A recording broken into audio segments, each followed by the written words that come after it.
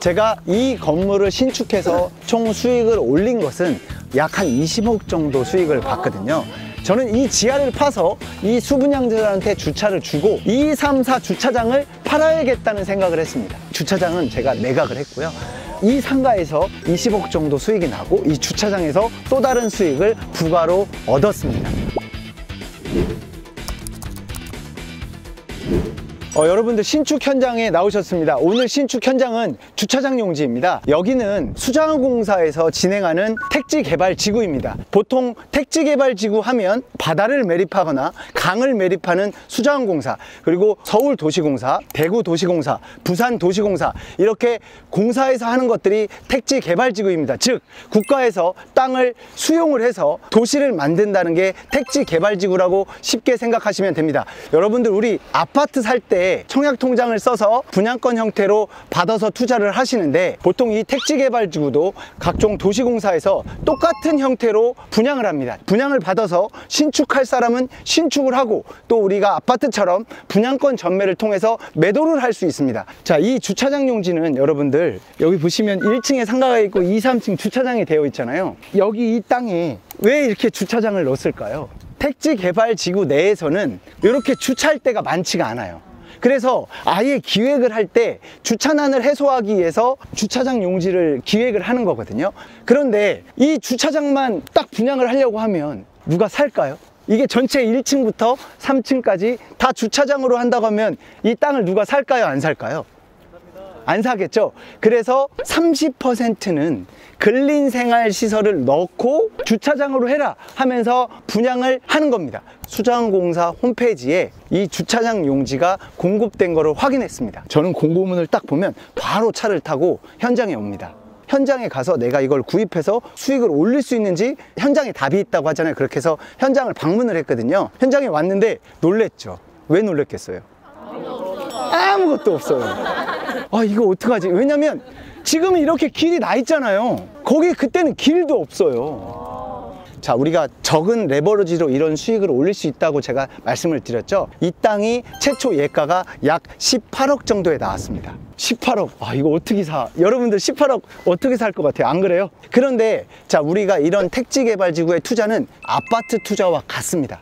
아파트 투자와 같다는 것은 계약금 10%, 나머지 중도금, 그리고 잔금 형태로 2년 분납 또는 3년 분납으로 되어 있습니다. 그래서 저는 주차장 용지를 내 필지가 나왔을 때, 아, 여기에 상가를 한번 지어보자 라고 생각을 해서 18억의 예가가 나왔는데 제가 5천만 원을 더 썼습니다. 그래서 18억 5천만 원을 입찰가로 작성을 하고, 자, 입찰 보증금은 5%입니다. 우리 경매할 때도 입찰 보증금 납부하잖아요. 이거는 그 홈페이지에 입찰 보증금 5%를 납부를 했습니다. 약 9천만 원, 좀 9,200만 원 정도 납부를 했죠. 이제 아침 9시부터 16시까지 할 수 있거든요. 근데 4시가 딱 되자마자 낙찰자가 딱 뜹니다. 아까 투썸플레이스 저기 주차장 있죠? 여기 필지, 그리고 저 필지, 저 아래로 내려가면 그 세차장 용지, 그 다음에 저기에서 총 4필지가 남았는데 거기에 이름이 한 줄만 제 이름이 적혀 있던 겁니다. 나머지는 다 유찰이 됐고 저 혼자 이거 낙찰을 받은 겁니다. 그래서 제가 수자원공사에 전화를 했어요. 수자원공사에 전화를 해서 이거 제가 낙찰 받았는데 혹시 저 말고 들어온 사람 있나 했더니 전체 필지에 단독 들어오셨다고 해요. 근데 자, 여러분, 경매랑 다른 점이 있어요. 이런 택지개발지구 택지는 유찰이 된다고 해도 금액이 낮아지지 않아요. 계속 그 금액에서 나오거든요. 즉, 이 택지개발지구를 여러분들 우리한테 공급할 때는 여기 감정을 해서 감정가 상태로 나오기 때문에 지자체에서 하는 거기 때문에 더 낮추질 않습니다. 계약장에 갔더니 보통 이제 부동산들이 명함을 주고 나중에 팔으세요 이렇게 오는데 와서 영업을 하거든요. 근데 아무도 안 왔더라고요. 제가 낙찰을 받아서 신축을 하려고 처음부터 그림을 그렸잖아요. 아까 사무장님 말씀하셨던 대로 계획을 하면 그거를 대처할 수 있다고 말씀을 해주셨잖아요. 그래서 저는 계약을 했고요. 그때부터는 이제 이걸 어떻게 지을까 고민을 하게 된 거죠. 저는 이것을 제가 건물을 지어서 통으로 매도를 하려고 한 게 아니라 이렇게 상가를 적게 나누어서 매도를 하려고 했습니다. 이렇게 짓기 위해서는 설계가 필요하겠죠. 그래서 이 낙찰받은 토지의 지번을 가지고 설계사를 가서 어떻게 그려달라고 제가 이야기를 했습니다. 그래서 설계사가 그려줬고, 그걸 가지고 저는 현장에 답이 있다고 해서 제가 이런 주차용지에서 분양하는 현장을 다 다녔습니다. 제가 그런 분양 대행사를 찾아서 직접 다녀서 그 분양 대행사한테 도면을 가지고 이거를 분양할 수 있겠냐. 여기 1층에 총 상가가 22개 있거든요. 전체를 분양할 수 있다고 하더라고요. 제가 계약금을 얼마 넣었죠? 1억 8,500을 넣었죠. 저는 본 분양을 하지 않았습니다. 그 분양 대행사와 계약을 하고 이 상가 22개를 그분들이 청약금 형태로 22개를 다 받아온 겁니다. 1,000만 원씩.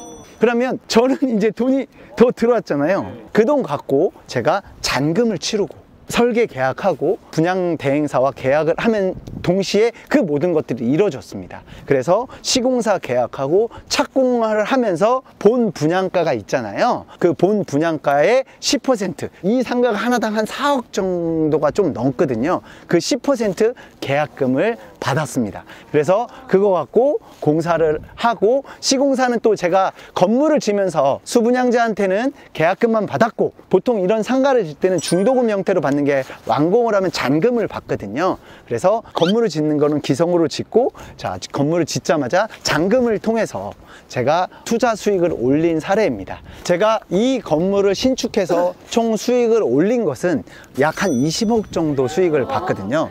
또 이런 주차장 용지의 또 키포인트가 어쨌든 가장 중요한 거는 엑시트예요. 그래서 저는 그 엑시트를 하기 위해서 주변에 있는 상가보다 분양가를 저렴하게 했습니다.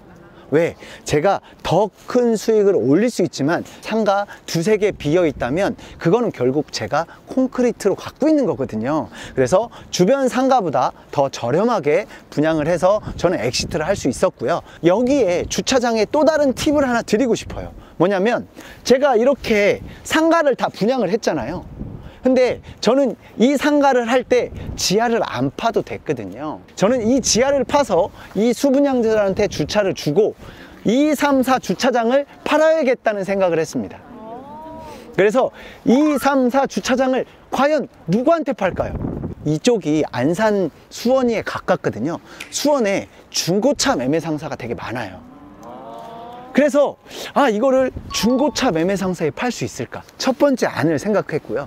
두 번째 안은 렌트카 회사들이 차를 주차하려면 또 그거의 렌트카 기준 요건이 있죠. 그래서 렌트카 회사에 매각하려고 하는 생각을 했고요.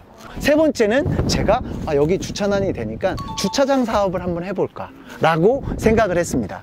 그래서 이 주차장은 제가 렌트카 회사에 매각을 했고요. 이 상가에서 20억 정도 수익이 나고 이 주차장에서 또 다른 수익을 부가로 얻었습니다. 저는 이런 신축 또한 여러분들도 기획하는 눈을 가지면 충분히 할 수 있다고 생각하고요. 그래서 현장에 답이 있으니까 꼭 여러분들 임장도 열심히 하시고 공부도 열심히 하시면 꼭 성공하는 투자자가 될 수 있을 것 같습니다. 네, 감사합니다. 여러분들 설명 들어보시니까 어떠세요? 좋아요. 네.